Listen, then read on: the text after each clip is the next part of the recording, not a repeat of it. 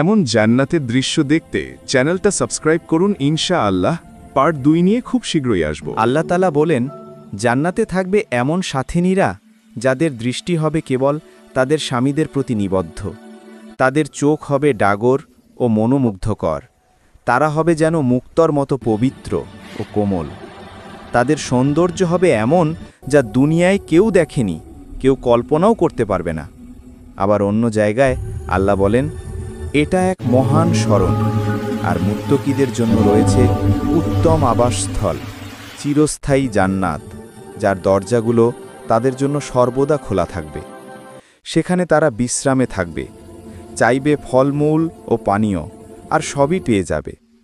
তাদের নিকটে থাকবে আনত নয়না, সমবয়সী সাথিনীরা, যারা থাকবে শান্তি ও ভালোবাসায় ভরা। এটাই সেই প্রতিশ্রুতি যা আল্লাহ দিয়েছেন হিসাবের দিনের জন্য। এটি এমন এক রিজিক যা কখনো শেষ হবে না, আল্লাহর পক্ষ থেকে চিরন্তন উপহার।